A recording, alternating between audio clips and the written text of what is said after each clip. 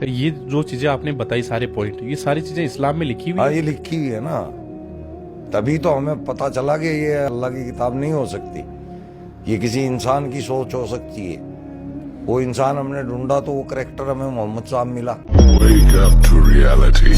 کیا کافر یہ خیال کرتے ہیں کہ ان پیغمبر نے قرآن از خود بنا لیا ہے؟ بات یہ ہے کہ یہ اللہ پر ایمان نہیں رکھتے۔ اگر یہ سچے ہے تو یہ بھی ایسا کلام بنا لائے، اور جب ہم کوئی آیت کسی آیت کی جگہ بدل دیتے ہیں اور اللہ جو کچھ نازل فرماتا ہے اسے خوب جانتا ہے، تو کافر کہتے ہیں کہ تم تو اپنی طرف سے بنا لاتے ہو۔ حقیقت یہ ہے کہ ان میں اکثر نادان ہے۔ کہہ دو کہ اس کو روح القدوس تمہارے پروردگار کی طرف سے سچائی کے ساتھ لے کر نازل ہوئے ہیں، تاکہ یہ قرآن مومنوں کو ثابت قدم رکھے، اور حکم ماننے والوں کے لیے یہ ہدایت اور بشارت ہے۔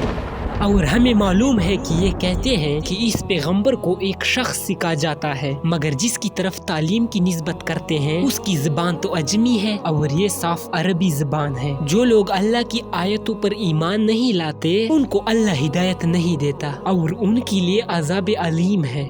کہ یہ قرآن ایک معزز فرشتے کا پہنچایا ہوا کلام ہے، اور یہ کسی شاعر کا کلام نہیں، مگر تم لوگ بہت کم ایمان لاتے ہو، اور نہ کسی کاہن کا قول ہے، مگر تم لوگ بہت ہی کم غور و فکر کرتے ہو۔